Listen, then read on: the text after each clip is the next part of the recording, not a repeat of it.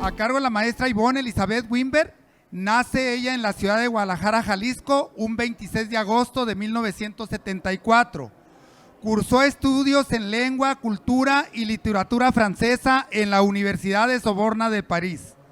Es egresada de la licenciatura en didáctica del francés como lengua extranjera por la Universidad de Guadalajara. Su acercamiento a las manifestaciones artísticas inició en la primera infancia gracias a la influencia de sus padres. Ha escrito poesía desde los 8 años de edad e incursionó en el teatro, la danza, el canto a una edad también temprana. Ha realizado múltiples estancias académicas y artísticas en Estados Unidos, Francia, Alemania y algunos otros países de Europa Central. Ha sido profesora de lengua y cultura francesa desde 1997. Ha sido también intérprete y traductora del francés al español. Estas son algunas de las actividades pues, y reconocimientos de la maestra Ivonne, entre muchas otras más.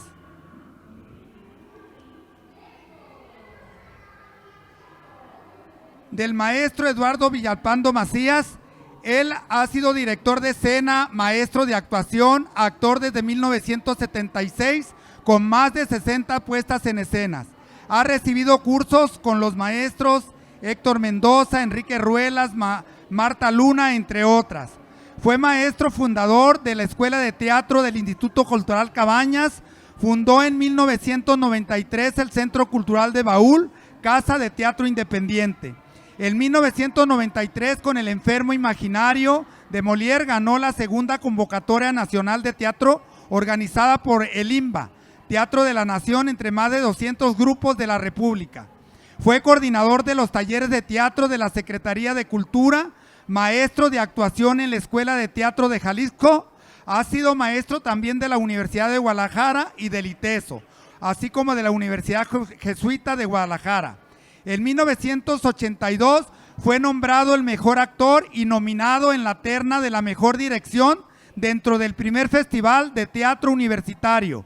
En 1997 nombrado el mejor actor dentro de la muestra estatal de teatro y es nominado a la terna a la mejor dirección, mientras que su puesta en escena, El lugar donde mueren los mamíferos, fue obra ganadora de la citada muestra.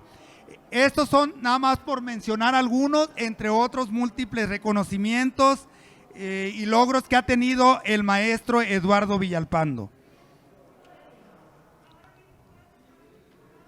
De igual manera, este taller también contará con la brillante participación de Jorge Ceballos Castellanos. Él inició sus estudios de flauta de pico en la Escuela de Música del Instituto Cultural Cabañas, institución en la cual impartió cátedra de este instrumento durante 2 décadas. Fue integrante del ensamble Siglos Pasados por más de 2 décadas, con el cual realizó giras artísticas por muy diversos festivales a lo largo de la República Mexicana. Ha formado parte de agrupaciones como la Camerata Nueva Galicia y el ensamble Arcadia, así como ocasionalmente del grupo Ars Antigua. Actualmente integra el ensamble de flautas de la Secretaría de Educación de Jalisco. También contaremos con la participación de Cuauhtémoc García Verdugo. Él realizó estudios de música en la Escuela de Música de la Universidad de Guadalajara y de flauta transversal en ese mismo establecimiento con el profesor Andrés Bosek. Concluyó ahí las carreras de instructor de música y posteriormente profesor de instrumento. Posteriormente realizó estudios de posgrado en la Escuela Normal de Música de París, así como en el Conservatorio Nacional de Región de Saint-Mau de Fosses. Ha asistido a cursos y clases magisteriales en México y en el extranjero, y ha sido solista con la Orquesta Filarmónica de Jalisco en ocasión de los festejos de aniversario del Departamento de Música de la Universidad de Guadalajara. Bien, compañeros, maestros y padres de familia, el orden en el cual se llevará a cabo este taller es el siguiente. La maestra Ivonne Elizabeth Wimber dará la introducción. Posteriormente, el maestro Eduardo Villalpando Macías abordará la importancia de la práctica de las artes en la familia y se llevará a cabo después de la intervención del maestro Eduardo, por parte de los maestros Cuauhtémoc García Verdugo y Jorge Ceballos. Vamos a tener un concierto didáctico de flautas y finalmente el maestro Eduardo cerrará este taller abordando los tipos de manifestaciones artísticas que se pueden practicar en casa. Pues bienvenidos, compañeros, maestros, y les cedo el uso de la palabra. Un fuerte aplauso, por favor, si son tan amables. Buenas tardes. ¿Sí me escuchan? ¿Sí? Buenas tardes. Es un honor para nosotros estar aquí esta tarde para compartir un tema muy importante como lo es la práctica de las artes en la familia. Nuestros compañeros y yo, los que mencionó el maestro Sergio, formamos parte del programa de apoyo a la educación artística de la Secretaría de Educación Jalisco.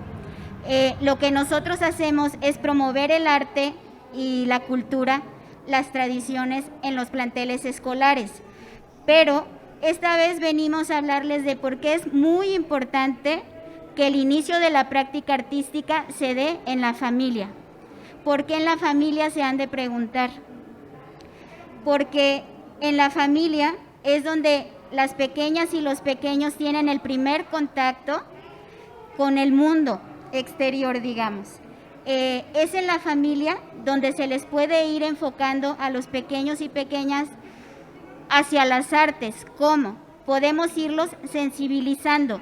Incluso, no sé si han pensado o lo saben ya por ahí en algo que hayan leído, que desde que los bebés están en el vientre de la madre, empiezan a sensibilizarse hacia las artes.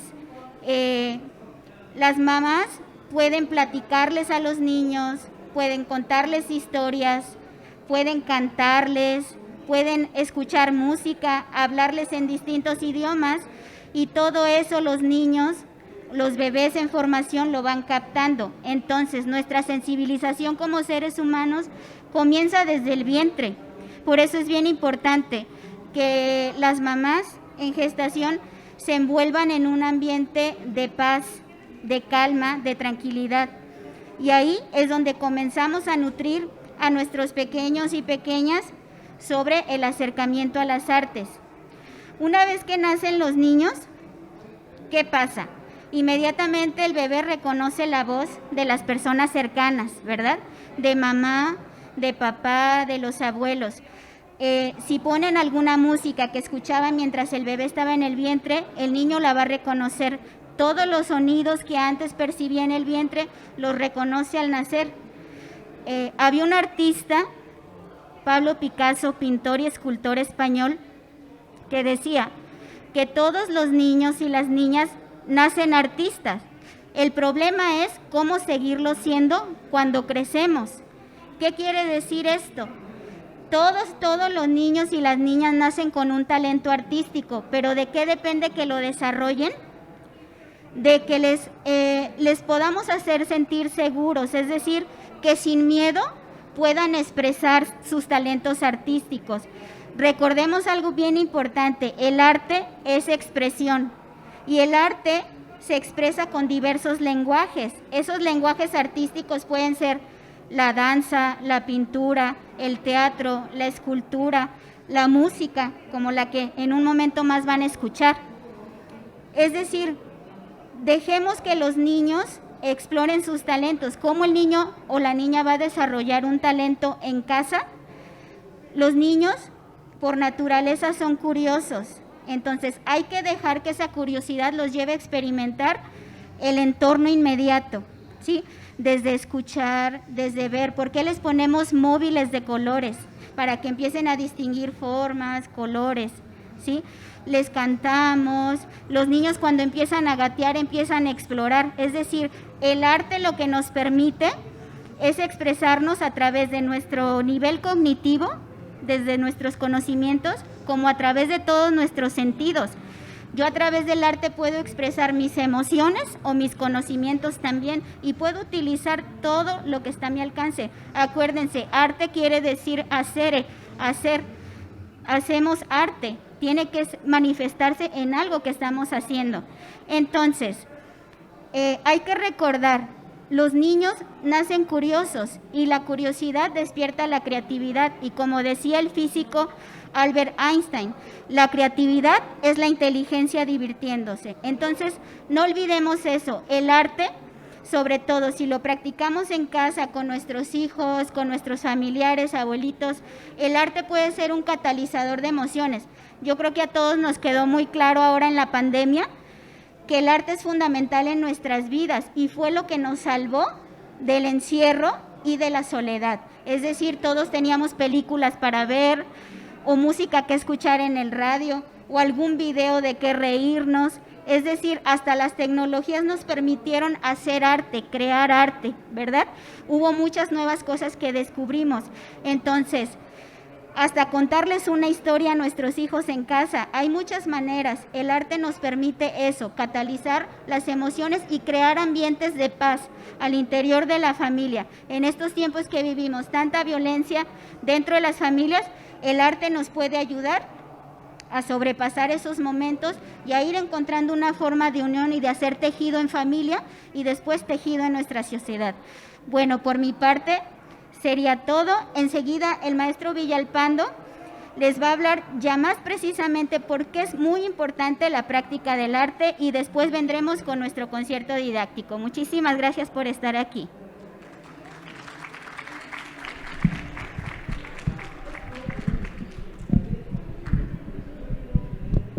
Hola, muy buenas tardes. Soy el maestro Eduardo Villalpando, dirijo el grupo de teatro y títeres del programa de apoyo a la educación artística de la Secretaría de Educación. Y el día de hoy vamos a platicar brevemente. Nuestro taller se trata de la familia como el lugar propicio para el acercamiento a las artes.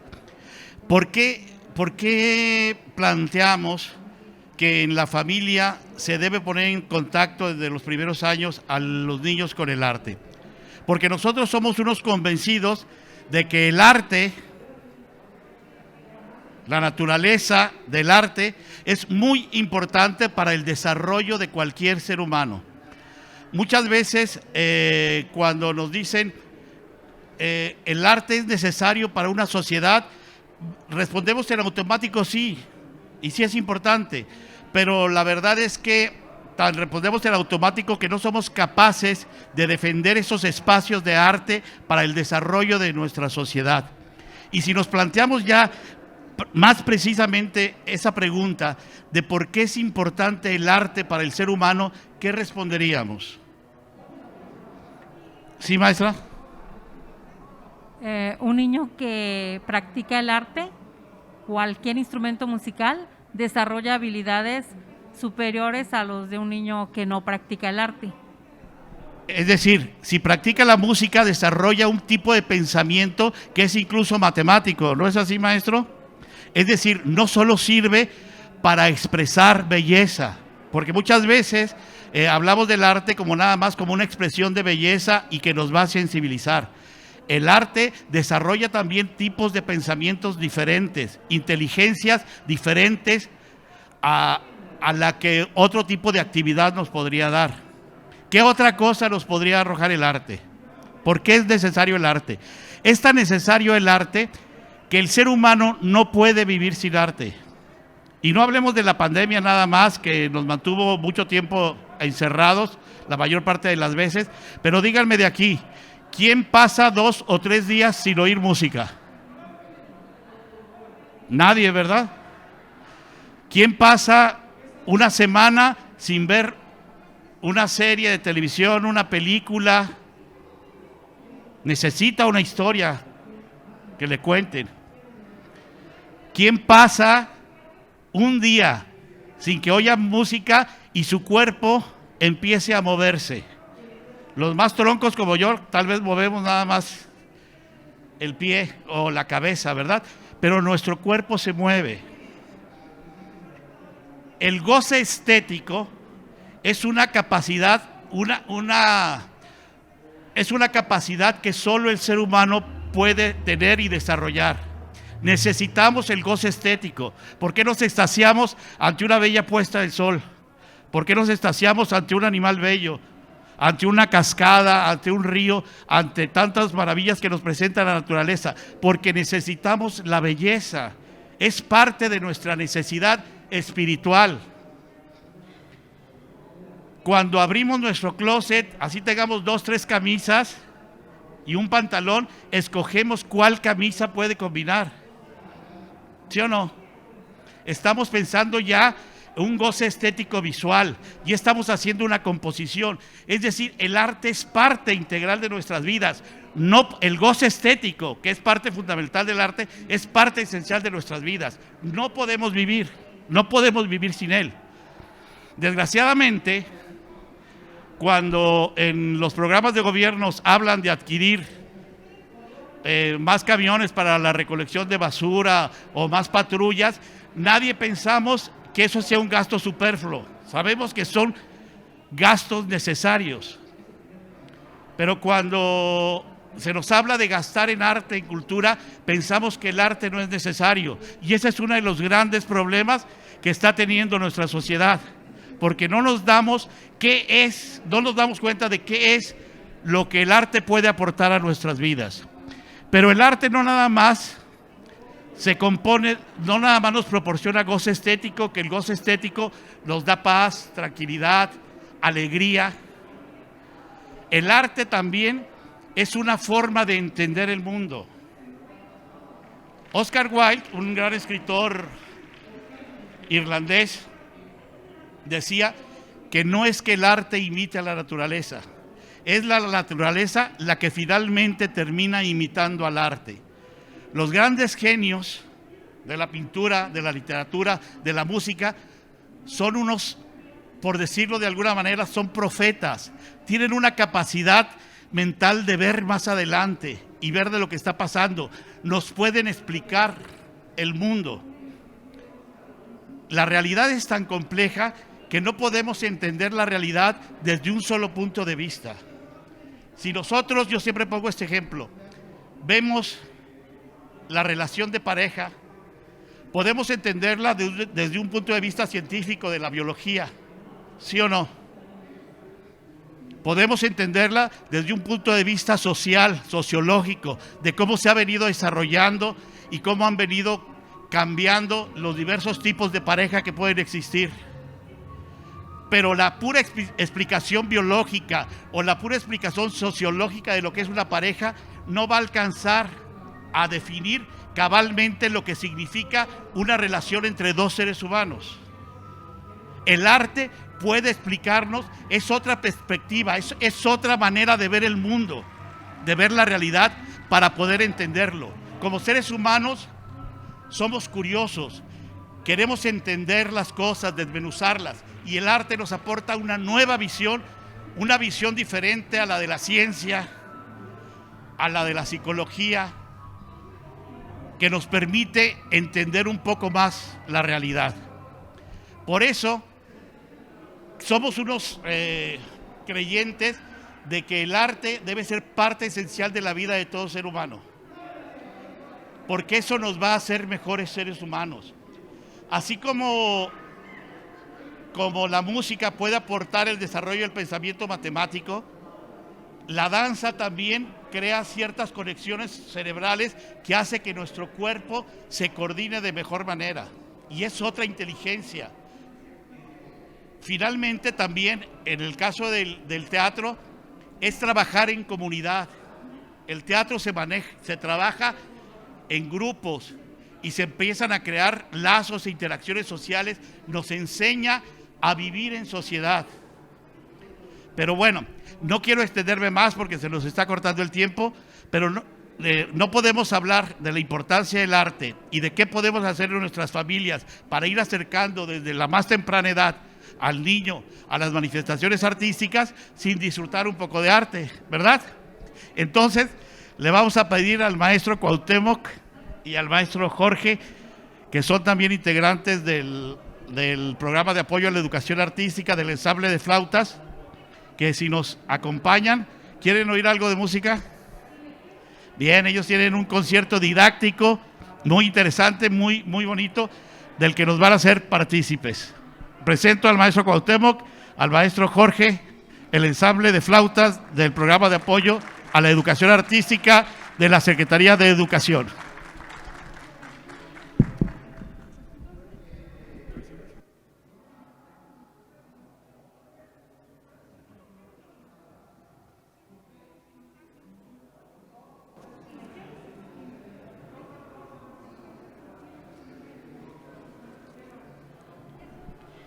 Muchísimas gracias y como dijo la maestra Ivonne, es para nosotros un gusto estar presentando este taller para todos ustedes.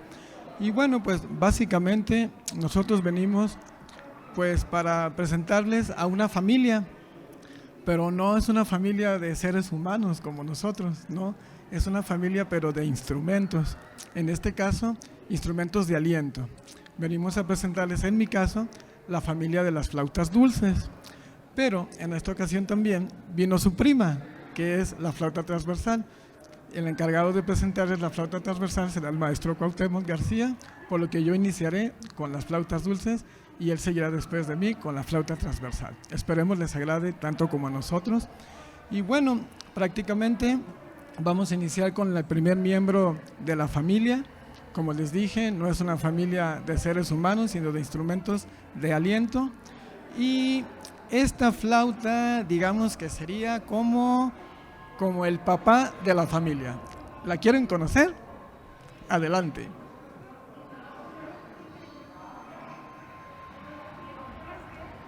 Bueno, pues vamos a iniciar con la flauta bajo. La flauta bajo, como les dije, sería como el integrante, como el papá, el integrante más longevo de la familia. Y bueno, a donde va dirigido el concierto es, este concierto lo hacemos con niños, en este caso está adaptado para gente más grande, para adultos, pero que ellos distingan los sonidos graves de los agudos y las tesituras de las voces humanas. Por lo tanto, vamos a empezar con la flauta bajo y voy a tocar algo para ustedes para que noten que la flauta bajo tiene una voz muy grave. Esperemos les guste.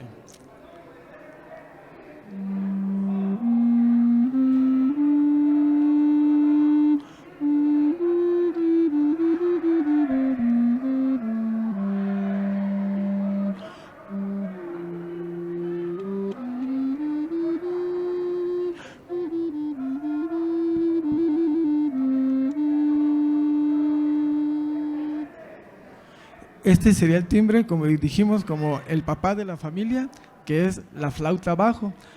Cabe mencionar que la familia de las flautas dulces también recibe varios nombres. Aquí en México tiene muchos nombres, le dicen flauta dulce, flauta escolar, flauta Yamaha, pero digamos que qué bueno que tenga muchos nombres, pero su nombre correcto sería flauta dulce o flauta de pico. En otros países como Francia, por ejemplo, se le llama Flûte à bec, en Alemania se le llama Blockflöte, pero aquí recibe diferentes nombres. Vamos a continuar ahora con el siguiente miembro de la familia de las flautas dulces, que sería como la mamá. Recuerden que no son cualquier flauta, no son flautas saladas ni amargas, no, son flautas dulces. ¿Por qué? ¿Por qué flautas dulces? Porque su sonido es muy dulce. Esperemos que compartan la misma opinión. Bueno, entonces a continuación voy a presentar como la que sería la mamá de la familia, que es la flauta contralto o alto. A continuación se las presento.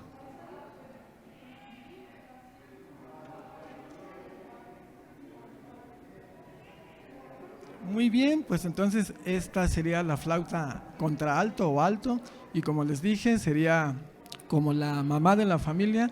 A diferencia de la flauta bajo, la flauta alto o contralto tiene un timbre o se escucha de una manera mucho más aguda que la flauta bajo.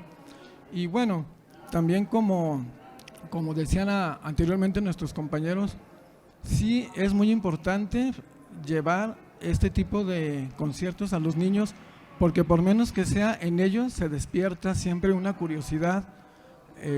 Siempre les llama mucho la atención la música, pero cuando aunado a eso llevamos los instrumentos, ellos se asombran bastante y siempre se queda una semillita ahí para que más adelante ellos tengan esta inquietud para en un momento dado pues practicar ya sea la música o otra expresión artística, pero siempre se les queda una semillita ahí que más grandes la llegan a desarrollar la mayoría de los niños.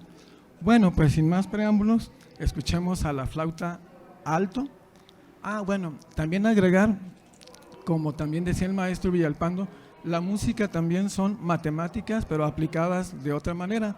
Estaba una vez leyendo un artículo en donde dice, ¿tú eres de las personas que no les gustan las matemáticas?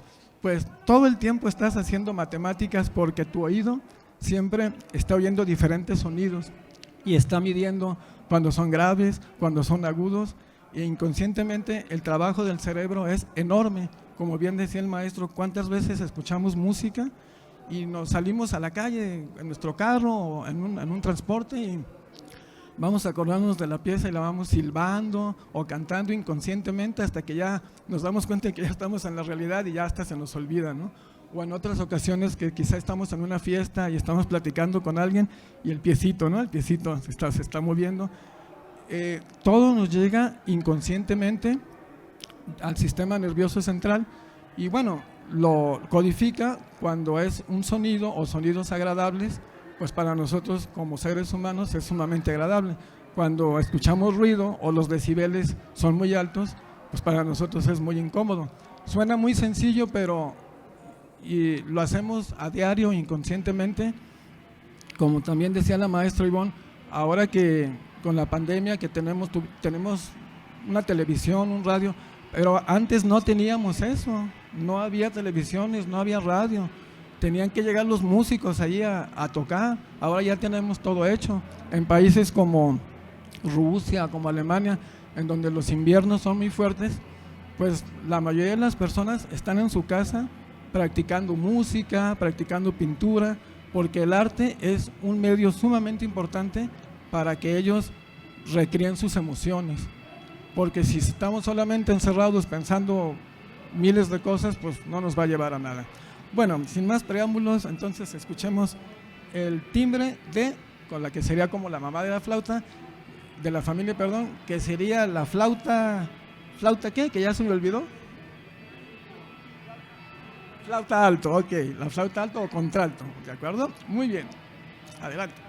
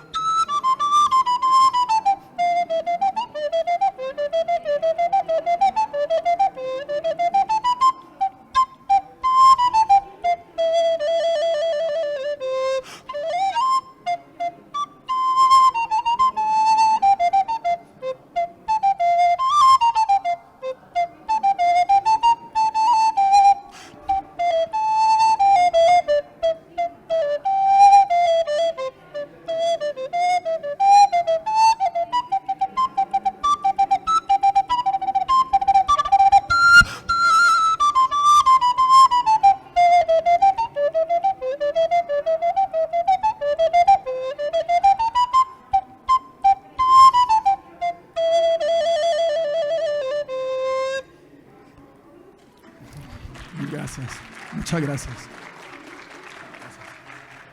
Muchísimas gracias.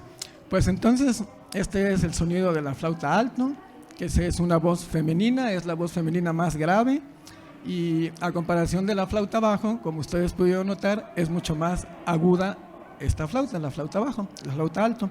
Vamos ahora a continuar con la siguiente flauta.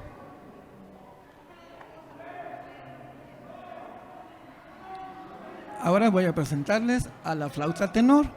La flauta tenor, en este caso, vendría a ser como el hijo mayor de la familia y su sonido está, digamos, no es tan grave como el de la flauta bajo, pero tampoco es tan agudo como el de la flauta alto. Digamos que está como en medio. Y pues sí, él sería como el hijo mayor de la familia. Voy a tocar algo para ustedes, espero que sea de su agrado.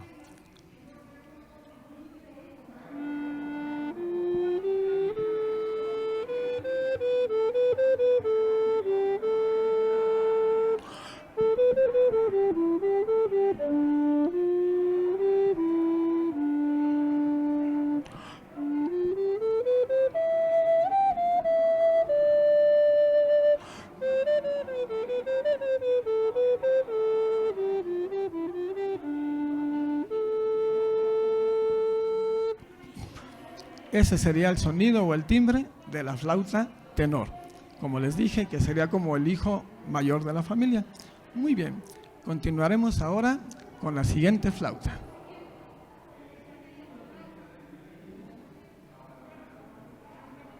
Ahora voy a presentar para ustedes la flauta que sería como la hermana o la hija de la familia, ¿verdad? ¿Por qué?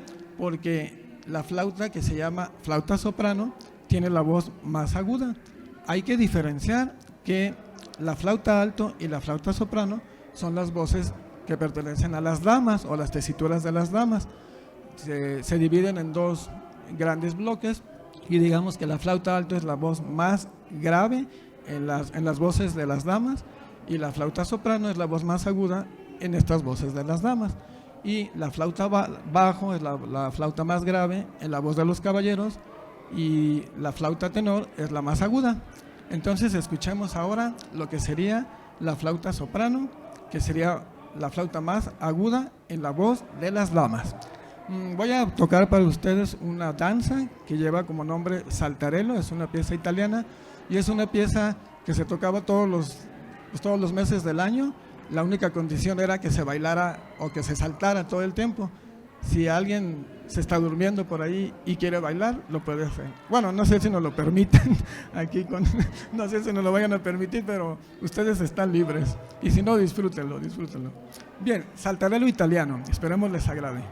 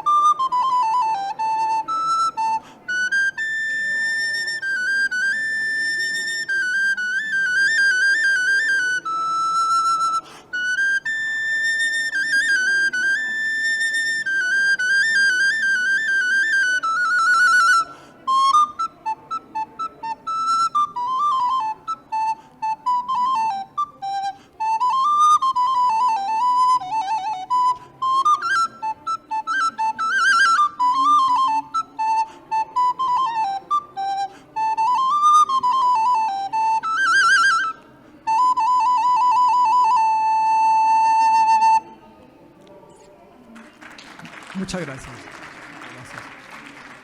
Muchísimas gracias. Muy bien, pues entonces ya conocimos al miembro, al papá de la familia, que es la flauta bajo, que tiene una voz muy grave, y conocimos como la mamá de la familia, que es la flauta alto, y después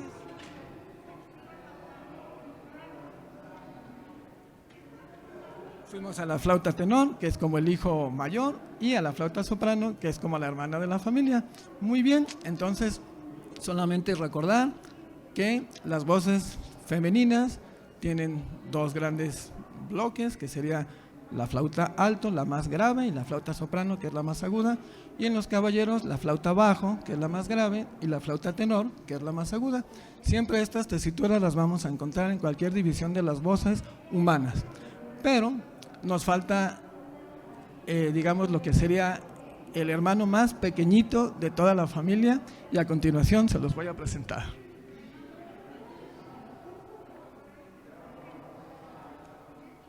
Y entonces tenemos a la más pequeña de la familia, que sería como en la familia, pues el niño que va como a la primaria, ¿no? Así que está chiquito. Bueno, pues entonces voy a presentar ahora la flauta sopranino. Si ustedes se han dado cuenta, mientras más grande y más grueso es el tubo, la tesitura es más grave, y mientras más pequeño y más delgadito es más agudo. Por lo tanto, esta va a ser, de toda la familia de las flautas dulces, la flauta más aguda que vamos a escuchar. Esperemos que les agrade.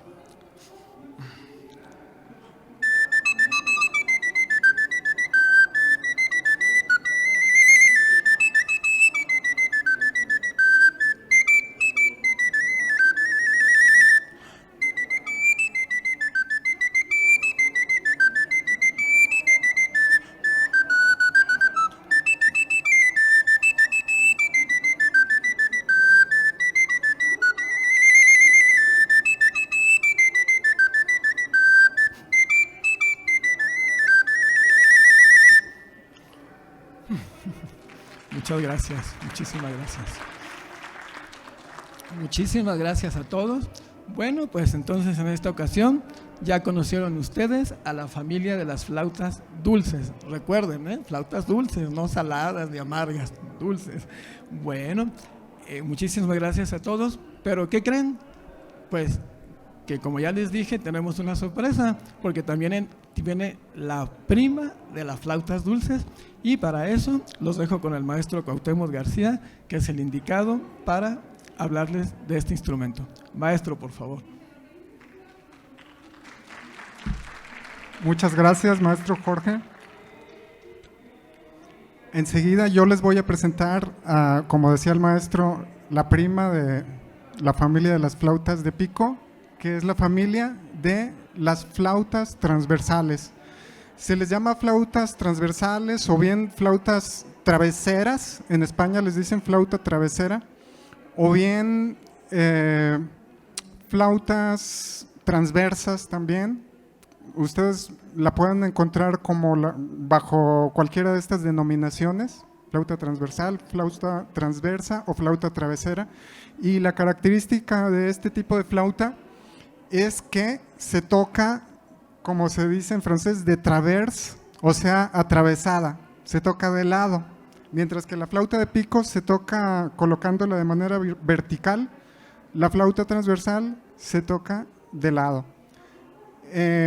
Este tipo de flauta se dio desde el inicio de las civilizaciones.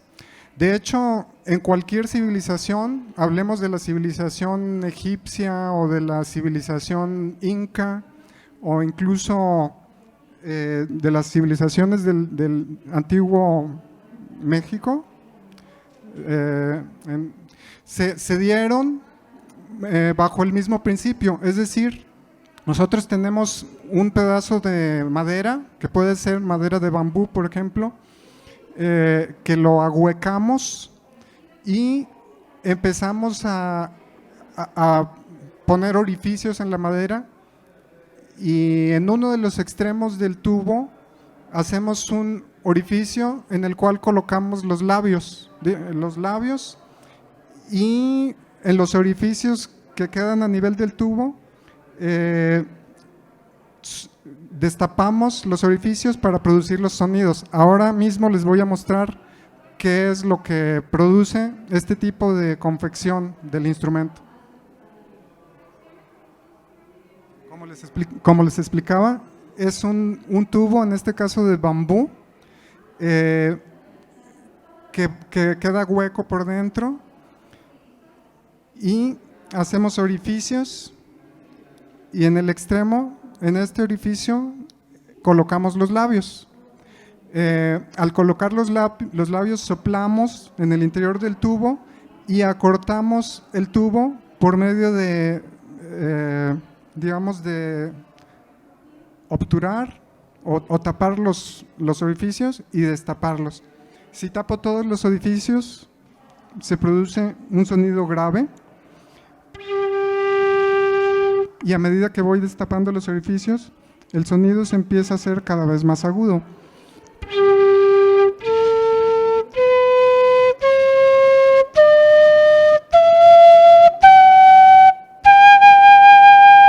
Y así puedo continuar.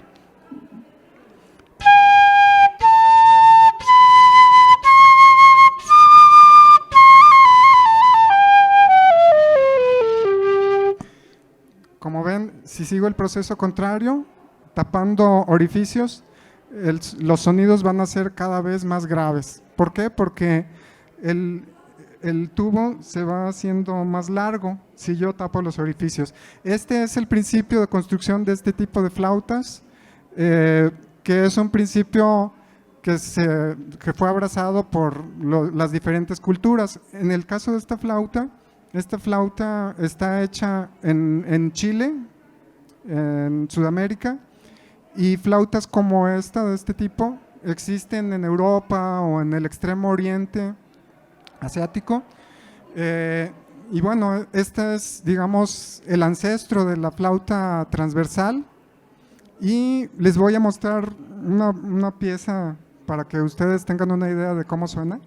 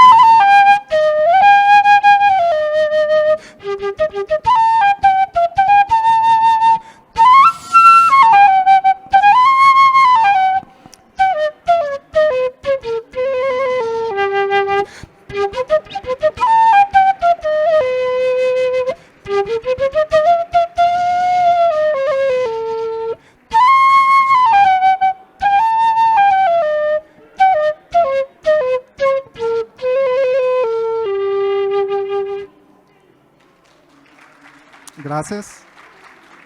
Bueno, tenemos entonces la flauta transversal más primitiva, digamos, de construcción muy sencilla, y a lo largo de la historia este tipo de flauta evolucionó. En toda la época barroca las flautas transversales se construyeron de madera. Había maderas, por ejemplo, el boj es un tipo de madera, el ébano, e inclusive se llegaron a fabricar flautas ya no de madera sino de marfil. Entonces durante siglos se construyeron de estos materiales, pero estos materiales tenían una desventaja. La desventaja que tenían las maderas era que si hacía mucho frío, la afinación sufría por el frío. Y por ejemplo, si uno tenía que tocar con violines, al hacer mucho frío, las flautas sonaban desafinadas, sonaban bajas, y al tocar música junto con los violines ya no se podía afinar. Entonces era muy desventajoso y se tuvo que empezar a pensar en alguna solución, y hubo un constructor, un gran músico que aparte era constructor, que tenía nociones de física, un alemán que se llama Theobald Boehm, que más o menos por el año 1740, 1750, no miento, un poco más tarde, un siglo más tarde, en el siglo XIX, 1840, este constructor y flautista y compositor llamado Theobald Boehm ideó un tipo de flauta de metal. El metal puede ser de una aleación de varios metales, entre ellos plata y níquel. Y este constructor, en una exposición universal en Alemania, presentó un modelo de flauta de metal que terminaba con esta desventaja de las flautas de madera, que cuando el clima cambiaba la afinación se mantenía estable. Y este gran constructor e inventor construyó la flauta moderna tal como la conocemos. Tan es trascendente su construcción que la flauta moderna la llamamos flauta Boehm en honor a su nombre, y se las voy a mostrar. enseguida. Este es el modelo que Theobald Boehm construyó. Es una flauta que se desmonta, tiene 3 partes, a diferencia de la flauta que les acabo de mostrar, que es un simple tubo de madera al que se le hacen orificios. En el caso de esta flauta, tiene 3 partes. Esta parte se llama la cabeza de la flauta, esta más grande el cuerpo y esta se llama el pie. En la cabeza tenemos la embocadura donde colocamos el labio para soplar al interior. En el cuerpo tenemos la mayoría de las llaves. Son un sistema muy sofisticado que permite tener muchísima más practicidad en el cambio de una nota a otra. Y en el pie o pata tenemos algunas llaves que nos ayudan a producir los sonidos más graves de la flauta. Les muestro cómo suena esta flauta.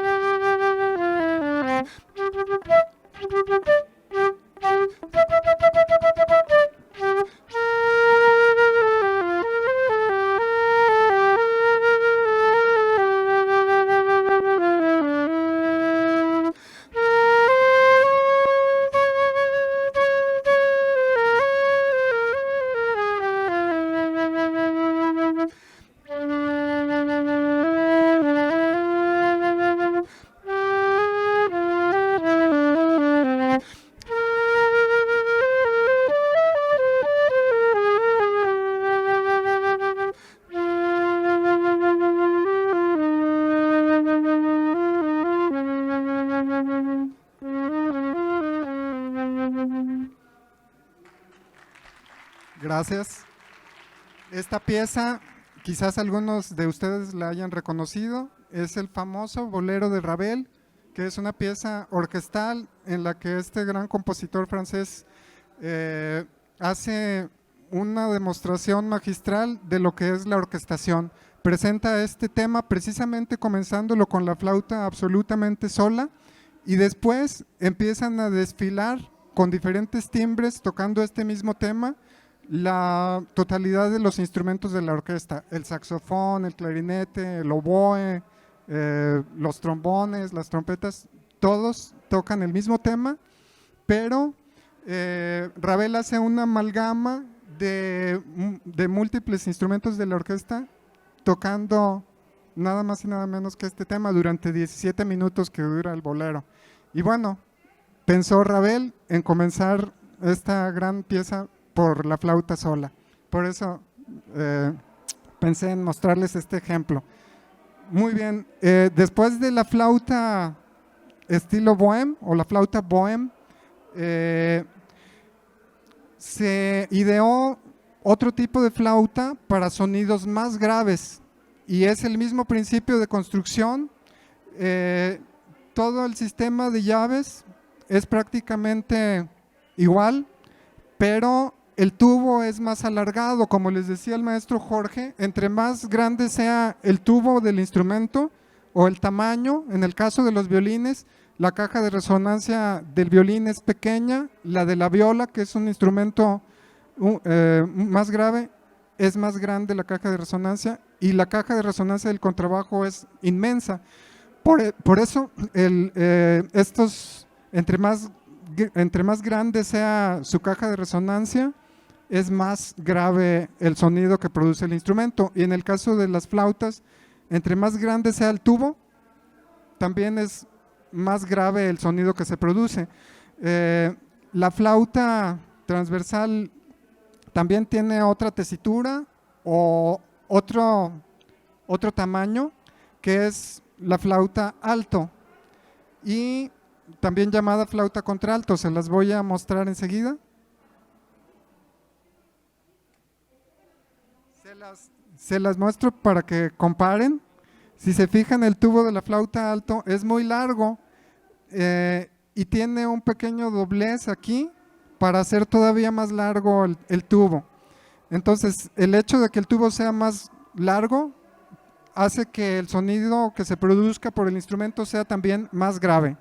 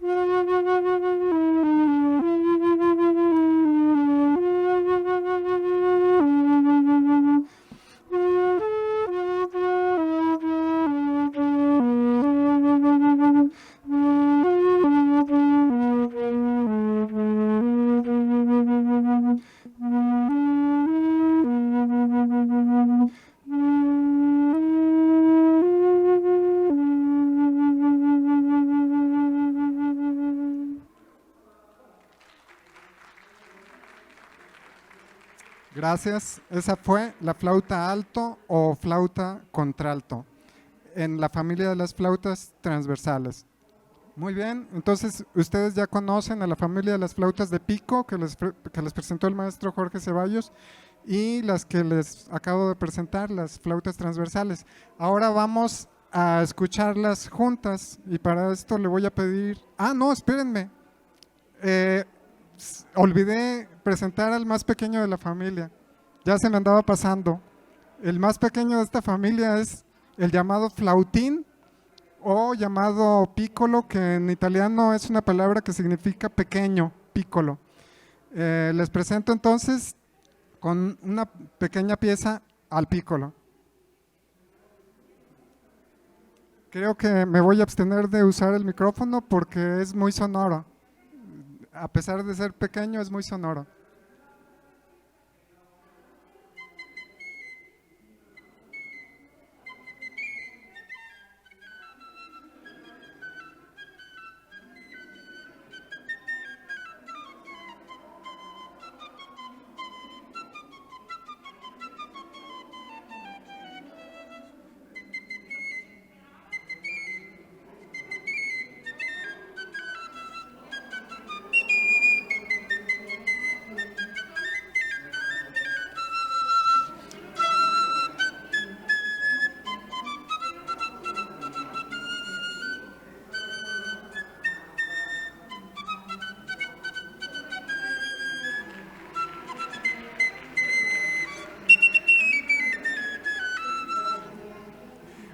Este fue el pícolo. Y bueno, ahora sí pediré al maestro Jorge que me acompañe para tocar una melodía con las dos familias juntas, en este caso el pícolo y la flauta soprano, que serían los instrumentos de la misma tesitura. El maestro habló de las hijas, ¿verdad? ¿O no? ¿Las hijas o los niños? No, más bien en el pícolo sería el niño pequeño y en la familia de las flautas sería la niña, la hermana mayorcita.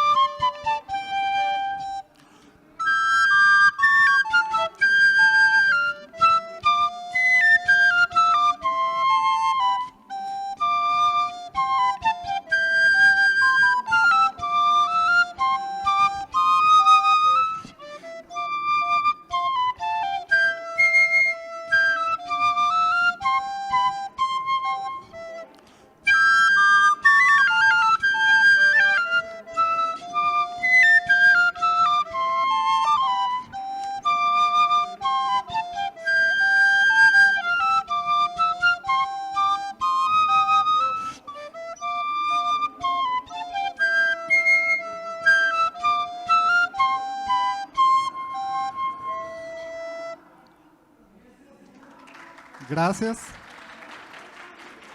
Y enseguida ya para despedirnos de ustedes y dejar nuevamente la palabra al maestro Villalpando, vamos a tocarles un último dueto, interpretado por el maestro Jorge con la flauta tenor, ¿verdad? Con la flauta alto, no alcanzaba a ver el tamaño, pero con la flauta alto y el pícolo. Este dueto es de el gran compositor Mozart, Wolfgang Amadeus Mozart.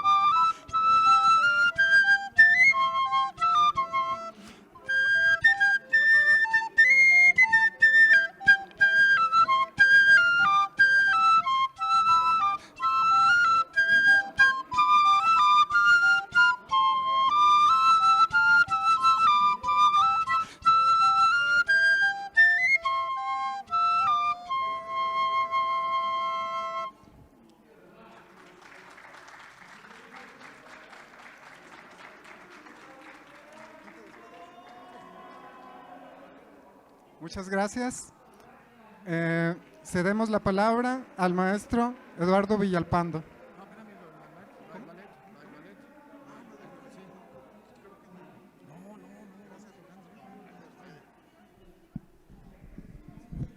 Bueno, un agradecimiento al maestro Jorge, al maestro Cuauhtémoc. Y para concluir, prácticamente se nos fue el tiempo, ya es la media, tenemos que concluir. Pero dos invitaciones. Una, que hacer conciencia de que en la familia podemos hacer el primer lugar donde los niños consuman arte, ¿sí? ¿Cómo lo podemos hacer? Hay muchísimas maneras, desgraciadamente el tiempo ya no nos alcanza, pero yo siempre planteo algo con respecto a la música, aunque hay muchas manifestaciones artísticas, en este caso con respecto a la música. Es tan necesario el arte como la comida, que lo consumimos prácticamente a diario. Pero generalmente, muchas veces, y creo que soy la prueba viviente, no consumimos la mejor comida, así como no consumimos el mejor arte. No les voy a pedir que no oigan ciertos tipos de música, cada quien tiene derecho a escuchar lo que desee. Pero también, así como los pediatras nos dicen, no sé si han tenido bebés, que desde la más temprana edad le estemos dando a probar diferentes texturas, diferentes sabores a los bebés para que se acostumbren a comer y a consumir de todo, que no se hagan, como decían en mi rancho, pusteques, ¿sí? También desde niños pueden estar escuchando diversos tipos de música. Al final, ellos van a escoger la música que más les agrade. Pero nosotros en nuestra familia no podemos negarles la oportunidad de escuchar todas las manifestaciones musicales a las que puedan acceder. Si no lo hacemos en nuestra familia, en el exterior, en la calle, van a estar escuchando siempre lo mismo. No quiero decir que está mal o que está bien, quiero decir que van a estar escuchando lo mismo.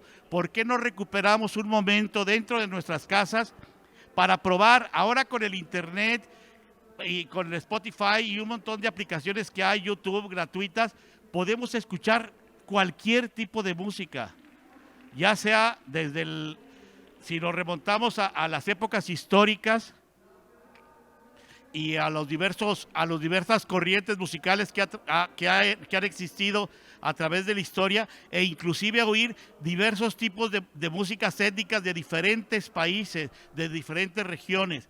Es decir, démosle la oportunidad a nuestros hijos que sean capaces de escuchar todo, para que finalmente su oído se vaya educando y al final ellos decidan qué es lo que van a oír, que no se quede nada más con una cosa.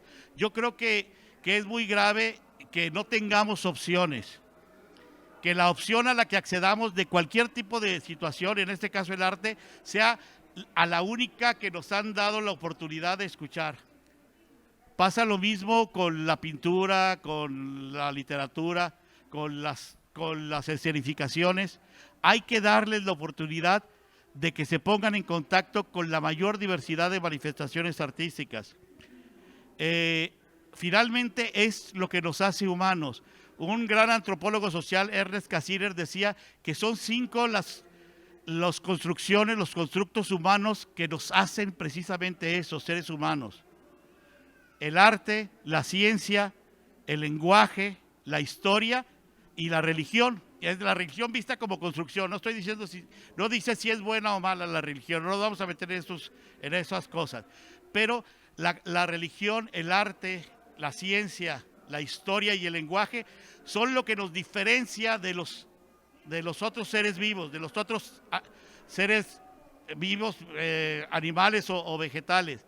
El arte es una gran construcción, es una gran construcción del cerebro humano, y en nuestra familia debemos buscar la manera de que los niños se pongan en contacto con el arte.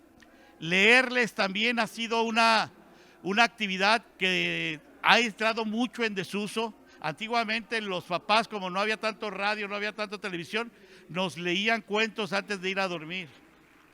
¿Por qué no retomar esas actividades? Nosotros podíamos platicar todavía de más cosas y buscar un espacio más adecuado para empezar a hacer dinámicas. Por eso también la segunda invitación que les queremos hacer es que ustedes son padres de familia, están en contacto, tienen hijos en las escuelas, háblenles de que existe un programa dentro de la Secretaría de Educación que se llama Programa de Apoyo a la educación artística que preside la maestra Ivonne, donde ustedes pueden, que las escuelas pueden llamar y pueden ir diversas manifestaciones artísticas a las escuelas completamente gratis. Hay grupos de teatro, ensambles musicales, exposiciones, para que el niño esté cada vez más en contacto con el arte. El teléfono del programa de apoyo a la educación artística es 3280-1412, 3280-1412. Y 3854 todavía está ese teléfono. No, nada más 3280-1412 es el teléfono. Ya lo tienen, 3280-1412. Es el programa de apoyo a la educación artística. Ahí se comunica a las escuelas, les pueden dar el correo electrónico para que envíen la solicitud y completamente gratis pueden ir grupos de teatro, grupos musicales, exposiciones. Hay más actividades que les pueden informar a las escuelas para que los niños estén en contacto con el arte cada vez más. Gracias, no sé si quieras agregar algo. Compañeros, maestros, padres de familia, abrimos un espacio por si quieren comentar algo, por si quieren preguntar algo, con toda la confianza. Aquí los compañeros talleristas le responderán si hay alguna duda, alguna inquietud. Abrimos este espacio. Tenía una pregunta sobre el apoyo. ¿Aplica también para universidades o solamente para preescolares?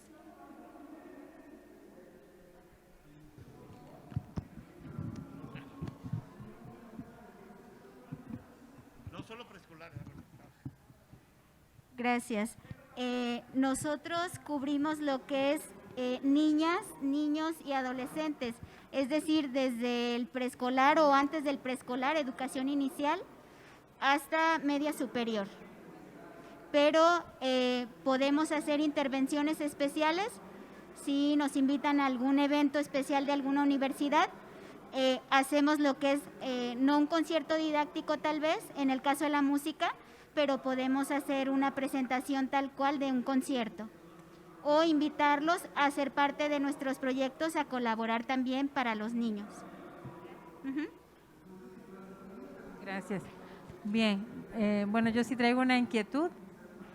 Soy maestra y en la evaluación de ahorita del primer trimestre me sorprendí al evaluar los canales de aprendizaje.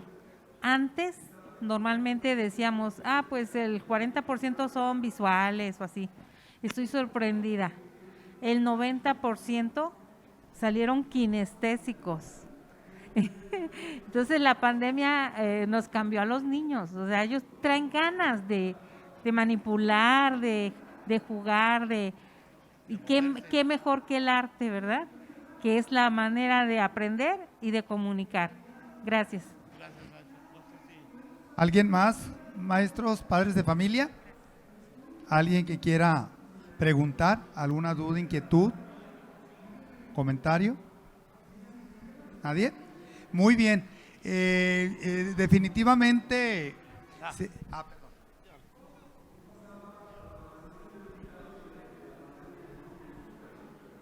Más que nada la duda es si únicamente es a través de los docentes o de los directivos mediante lo que se podría solicitar el apoyo, ya que como madre de familia nos enfrentamos a eso, ¿no? Muchas veces los directivos se niegan a solicitar este tipo de apoyos por el trabajo extra que les implica, desde enviar el oficio, generar el espacio, invitar a padres de familias, tener que ceder algún área. Pero muchas veces también los papás tenemos la intención de que los niños vean otro tipo de actividades y pues muchas veces sin el apoyo de los maestros o de los directivos, que normalmente es el medio de comunicación, pues sí se complica. En ese caso, ¿qué se podría hacer? Sí pueden los papás directamente solicitarlo, pero... Por ejemplo, nosotros, además de las actividades que ya anunció el maestro Villalpando, tenemos también proyectos especiales. donde como papás lo pueden inscribir a las niñas o a los niños directamente. Acaba de pasar una convocatoria que fue la nave de los libros, el proyecto de Catrinas. Normalmente siempre hay una disposición por parte de la escuela porque nosotros no les implicamos un trabajo extra. Simplemente con que nos escriban un correo electrónico, les doy el correo electrónico de nuestro programa, es el paea.seg@jalisco.gov.mx. Si ustedes como mamás, hermanos, quieren que llevemos algo de lo que hacemos a las escuelas de sus familiares, pueden hacernos la solicitud y en ese caso también nosotros podemos hacer el contacto con la escuela para sugerirles que por una petición de una mamá, un papá, un hermano, un familiar, quieren que llevemos nuestros contenidos a la escuela y normalmente siempre las escuelas nos abren las puertas. Entonces, en ese aspecto no hay problemas de comunicación ni de restricción hacia nosotros, siempre nos reciben bien. Es paea, ¿verdad? Paea, paea.seg, arroba, a ver. Es paea, paea.seg de Secretaría de Educación Jalisco, @jalisco.gov.mx. Nada más recuerden, es el programa de apoyo a la educación artística. PAEA es esa abreviatura.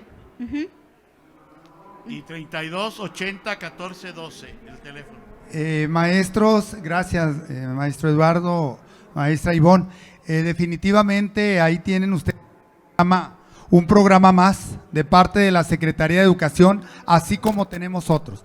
Estos programas dependen de una dirección que se llama Dirección de Programas Compensatorios y de Apoyo. Ahí ustedes, estamos en Ávila Camacho, 4º piso. Hay otros programas, hay otros servicios que ofrecemos y que obviamente estos programas le abonan a la mejora en la calidad educativa. Aquí lo que comentaba, usted es madre de familia, ¿verdad? Yo creo que aquí básicamente para poder acercar estos beneficios a nuestra comunidad educativa, pues es importante que siempre se trabaje en equipo, definitivamente. Sabemos que dentro de la estructura de un plantel educativo está la Sociedad de Padres de Familia. Entonces yo creo que de manera conjunta, si así se desea, de la misma manera se puede hacer pues la solicitud de los diferentes servicios que en este caso se ofrecen, ¿no? Este es un programa, por lo que yo estoy identificando, que nos hace reflexionar también en torno a lo importante que es mejorar las condiciones educativas. Esta es una herramienta muy importante, lo decía el maestro, lo decía la maestra Ivonne, las artes es una parte fundamental. Hay que aprovechar los maestros. Aquí está a la disposición. La maestra Ivonne es la coordinadora de este programa y pues bueno, de apoyo pues a través de las artes.